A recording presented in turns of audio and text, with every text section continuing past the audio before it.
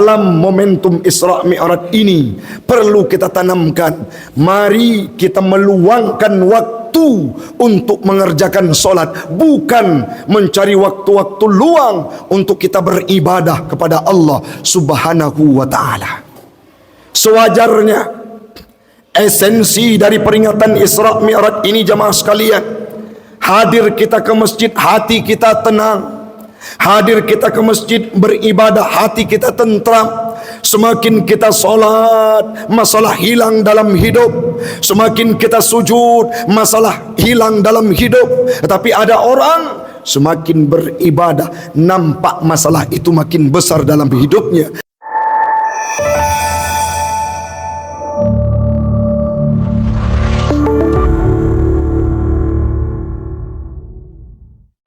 Jamaah sidang solat Jumat sekeyakinan seakidah yang kami muliakan, marilah sama-sama di awal perjumpaan kita pada siang yang mulia ini kita memuja dan memuji Allah yang masih memberikan kita kesempatan untuk bisa hidup sampai detik yang mulia ini. Berapa banyak saudara tetangga, berapa banyak orang-orang yang sama akidah dengan kita, yang mereka notabene tinggal di Bumo Aceh yang mulia ini. Di beberapa tempat yang dihadirkan musibah oleh Allah Subhanahu wa ta'ala, yakni banjir bandang, mereka kadangkala ada di antaranya yang berharap bisa hidup untuk menikmati indahnya bulan Rajab, bisa merasakan bagaimana kucuran pahala yang diberikan oleh Allah dalam bulan Rajab. Tetapi dengan musibah dan bencana tersebut, ada di antara mereka yang dipanggil kembali oleh Allah Ta'ala alias meninggal dunia dalam musibah yang dihadirkan oleh Allah.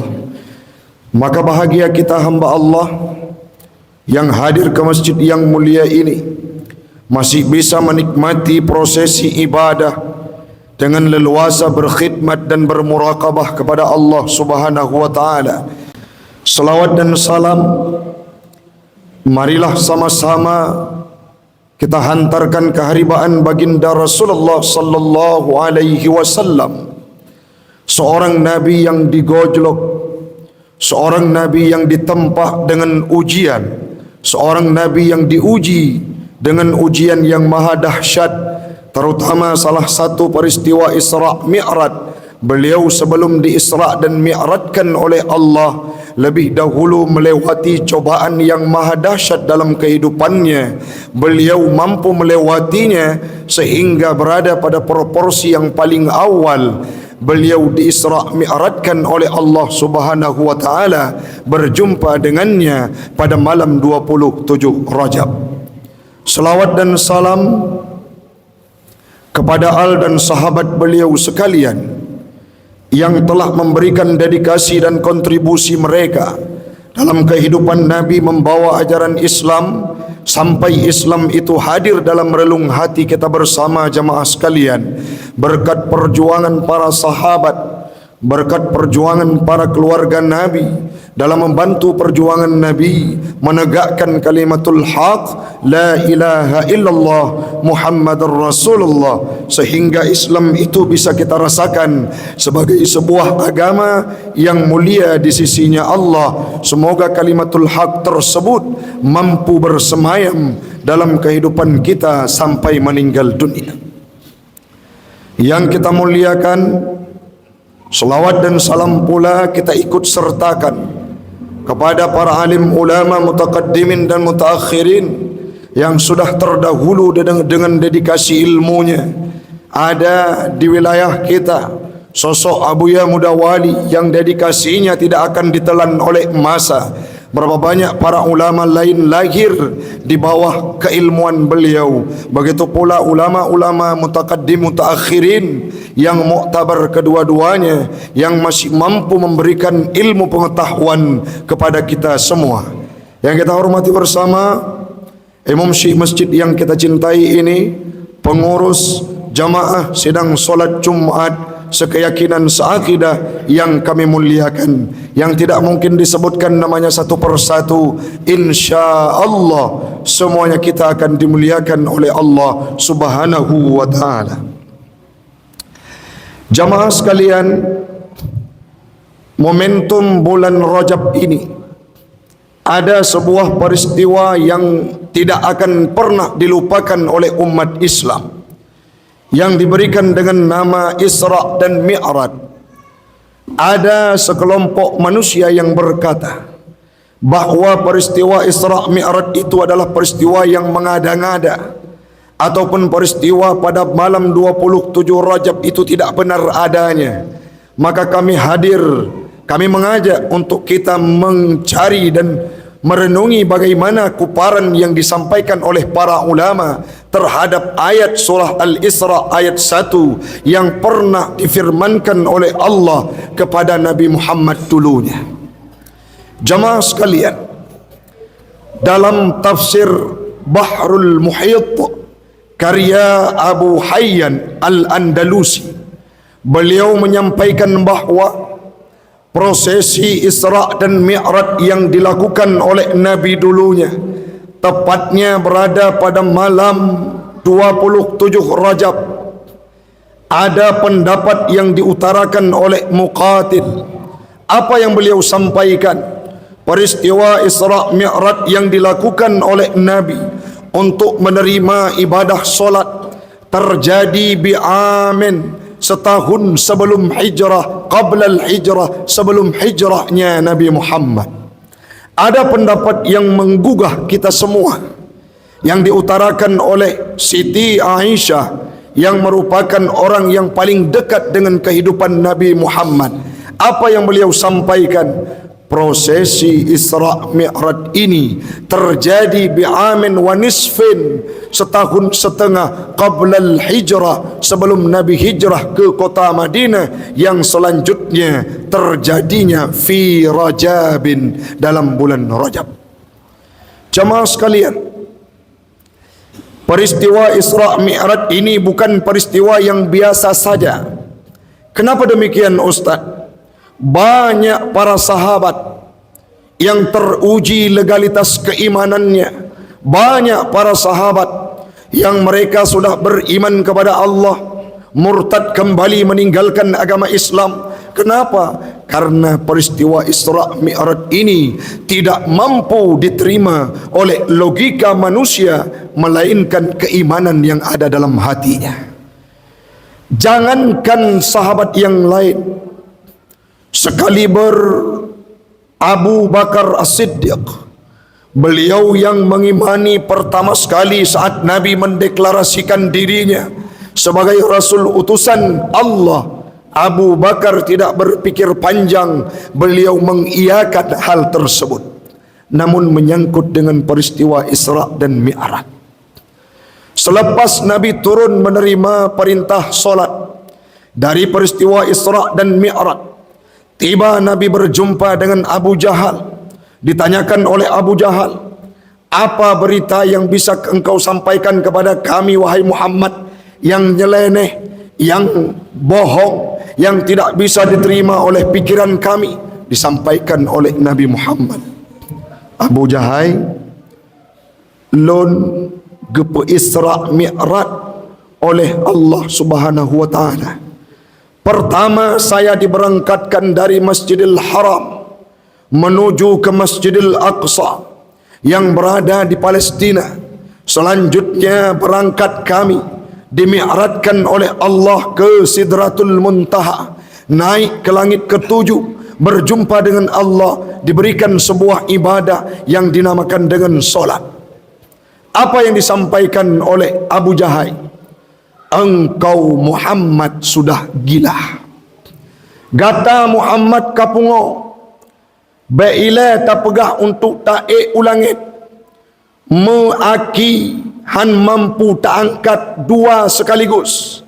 Artinya, jangan berbicara engkau terbang ke langit ketujuh. Saya menyuruh lun yu gata untuk bergatik menteng han mampu, sehingga engkau bohong Muhammad. Berita tersebut menyebar ke seluruh kota Mekah.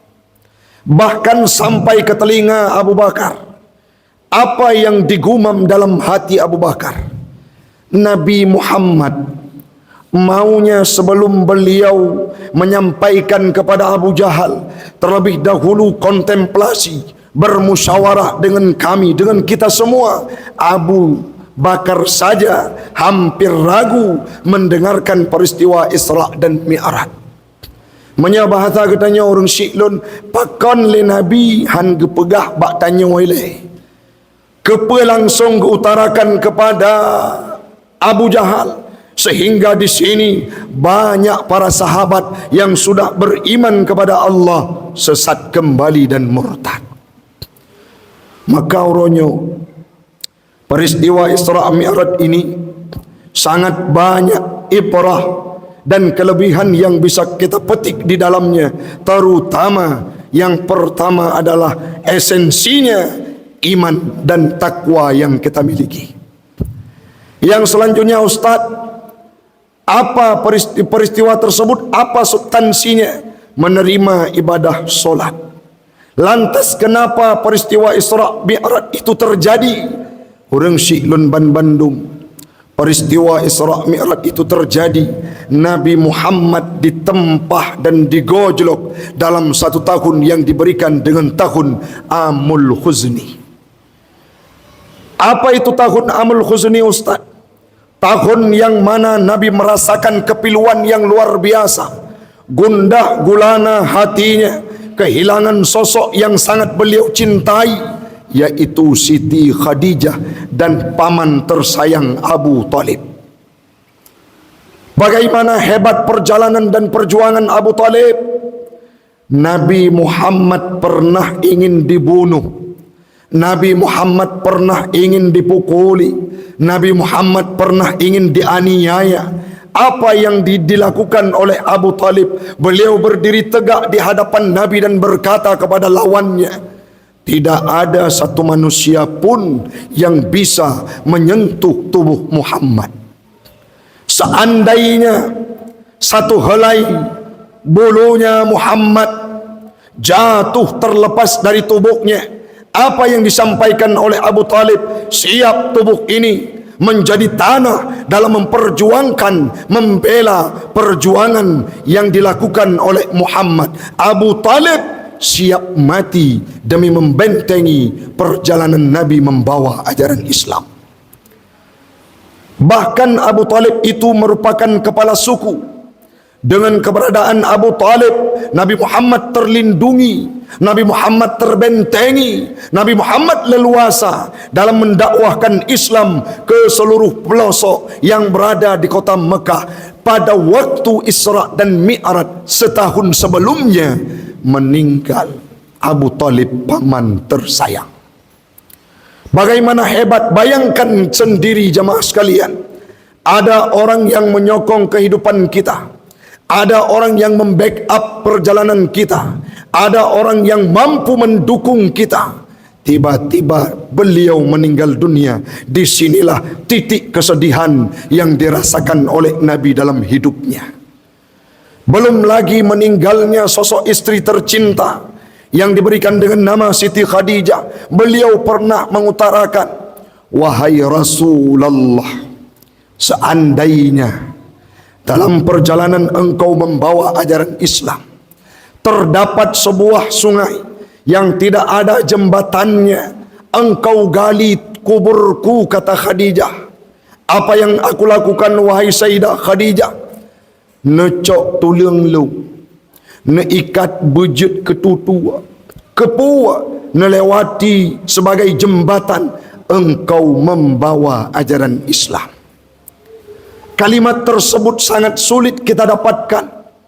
Jarang, bahkan tidak ada dari seorang istri tidak hanya berkhidmat umurnya kepada Nabi Muhammad, tetapi dedikasinya, hartanya, jiwanya, raganya diberikan kepada Nabi secara utuh, tidak tanggung-tanggung. Silahkan engkau ambil tulangku setelah meninggal dunia, engkau jadikan sebagai jembatan. Apa tujuannya? Supaya Islam ini hadir kepada orang-orang yang menanti. Khadijah juga meninggal dunia. Kapan itu terjadi? 1 tahun sebelum peristiwa Isra dan Mi'raj. Nabi Muhammad lagi-lagi diterpa oleh cobaan yang sangat dahsyat. Bukan tidak ada ibrah. Nabi dicaci, dihina, bahkan Nabi mencari ketenangan. Beliau hijrah ke kota Taif. Di Taif pula hadir Nabi ke Taif bersama Zaid bin Haritsah selama 10 hari membawa ajaran Islam. Tidak ada satu manusia pun yang mendengarkan Islam yang disuarakan oleh Nabi. Bukan hanya tidak dipercaya, tetapi Nabi dilempari dengan pokok korma, dilempari dengan kotoran onta, dilempari dengan bebatuan, mengalir darah Nabi di kota Taif. Kerjanya suku Saqif. Saat itu datang malaikat penjaga gunung Taif, berkata kepada Muhammad, "Ya Muhammad, mud yadaika ila sama." Angkatlah tanganmu ke langit, pintalah kepada Rabbmu. Apa malaikat? Coba engkau pinta kepada Tuhanmu, gunung yang mana yang akan kutimpakan kepada suku Saqif yang tidak tahu keberadaan dirimu, melempari engkau dengan batu yang sangat jahat. Apa yang dijawab oleh Nabi? Dalam kondisi berlumuran dengan darah, beliau berkata, "Jangan wahai para malaikat, wahum qaumun la ya'lamun." Suku Saqif adalah kelompok yang tidak tahu dengan keberadaan diriku. Jadi bagaimana? Saya mendoakan kepada Allah, semoga di sini dilahirkan orang-orang yang kuat imannya. Nabi pernah digotong oleh Zaid bin Haritsah keluar dari gerbang gunung kota Taif berlumuran dengan darah. Pakaian yang Nabi gunakan putih, tetapi seketika berubah menjadi warna merah, berlumuran darah, sehingga berada dalam sebuah gua di belakang gerbang Taif. Nabi duduk lesu, tidak bisa melanjutkan perjalanan. Beliau pingsan di sana. Apa yang perlu kita petik dari perjalanan kehidupan tersebut? Rupanya sebelum Nabi berjumpa dengan Allah, diangkat harkat martabat Nabi Muhammad oleh Allah untuk peristiwa Isra dan Mi'raj. Beliau digojlok, diuji, ditempa, diberikan cobaan maha dahsyat yang kemudian berada pada titik kemuliaan, yakni peristiwa Isra dan Mi'raj. Apa yang beliau terima? Ibadah solat. Sewajarnya ibadah solat ini menjadi sebagai ibadah yang menghadirkan solusi dalam kehidupan kita. Kenapa? Nabi dulu saat berada dalam kesendirian, beliau tersudutkan dalam pojok-pojok kehidupan. Solat yang beliau terima menjadi solusi dalam permasalahan kehidupannya. Namun hari ini jamaah sekalian, ada orang yang mencari waktu luang untuk mengerjakan ibadah. Solat kapan? Saat saya sedang tidak sibuk. Dikumandangkan azan di masjid pada waktu-waktu duhur, pada waktu asar, subuh, isya dan maghrib. Ada orang-orang yang melakukan kegiatan-kegiatan dunianya, mengabaikan panggilan solat, panggilan Allah untuk menunaikan ibadah solat. Ada orang yang bertanya, "Kenapa engkau belum solat? Pak, kenapa engkau masih berniaga? Kenapa engkau masih kerja?" Apa dijawabnya? Ada tugas yang belum tuntas. Tapi Nabi dulunya solat itu menjadi solusi dalam kehidupan beliau. Maka bagaimana sewajarnya Ustaz, dalam momentum Isra Mi'raj ini perlu kita tanamkan, mari kita meluangkan waktu untuk mengerjakan solat, bukan mencari waktu-waktu luang untuk kita beribadah kepada Allah Subhanahu wa ta'ala. Sewajarnya esensi dari peringatan Isra Mi'raj ini jamaah sekalian, hadir kita ke masjid, hati kita tenang, Hadir kita ke masjid beribadah, hati kita tentram. Semakin kita solat, masalah hilang dalam hidup. Semakin kita sujud, masalah hilang dalam hidup. Tetapi ada orang semakin beribadah, nampak masalah itu makin besar dalam hidupnya. Kalau seperti ini, rasanya belum kita dapatkan ibrah dari perjalanan Isra dan Mi'raj Nabi Muhammad. Yang selanjutnya, solat ini mampu mendidik pribadi seseorang menjadi pribadi yang terbaik. Inna salata tanha anil fahsya'i wal munkar.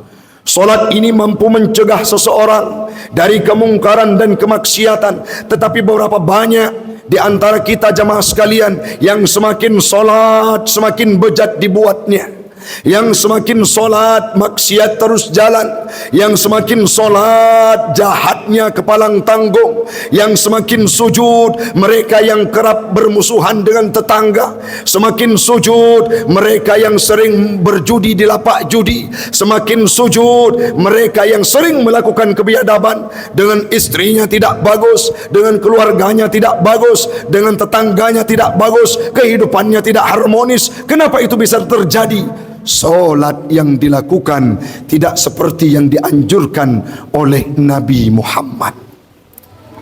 Hari ini kita balik, hari ini kita ganti dengan solat yang kita lakukan, mendidik pribadi yang keluar dari masjid menjadi orang yang dekat dengan Allah. Dulu kita bergelimang dengan kemaksiatan, sekarang karena rajin solat di masjid, kita akan menjadi pribadi yang lebih baik. Dengan tetangga kita rukun, dengan saudara kita aman, dengan orang tua kita berbakti, dengan guru kita sanjungi, dengan semua lintas kehidupan kita menjadi pribadi yang karakternya lebih baik dibandingkan tahun lalu. Kenapa?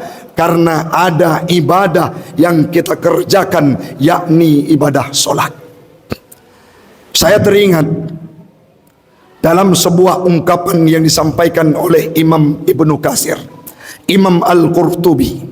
Apa yang beliau sampaikan? Nabi pernah menuturkan dulunya, siapapun manusia, orang-orang yang sholat, yang melakukan ibadah rukuk sujud di masjid, tetapi dengan sholat itu tidak mampu mencegah kemaksiatan, tidak mampu mencegah kemungkaran. Apa yang disampaikan oleh Nabi, fala salata lahu, tidak ada solat bagi orang tersebut. Artinya solat yang mereka kerjakan seolah-olah cuma sekedar gugur rutinitas dalam kehidupan saja. Solat orang lain ruku, kita ruku, orang lain sujud, kita sujud, tapi esensi dan substansi daripada solat tersebut tidak berbekas dalam hidup kita. Disampaikan oleh Nabi, fala salatalah. Orang yang solat makin gencar bermaksiat, artinya solat tersebut bermasalah dalam hidupnya. Maka jamaah sekalian, dalam momentum yang singkat ini kami mengajak, marilah kita jadikan momentum Isra Mi'raj ini sebagai renungan bagi kita semua untuk memperbaiki diri dari waktu ke waktu. Yang selanjutnya, solat itu menjadi solusi saat kita hidup dalam petirnya kehidupan dunia. Saat hadir ke masjid, hati mulai tenang. Itu berarti solat kita sudah benar. Saat kita sujud, semakin lama sujudnya, rasa hati hidup ini semakin mudah. Berarti itulah yang dituntut dalam solat yang kita kerjakan. Mudah-mudahan bermanfaat bagi pribadi kami dan umumnya kepada jamaah sekalian.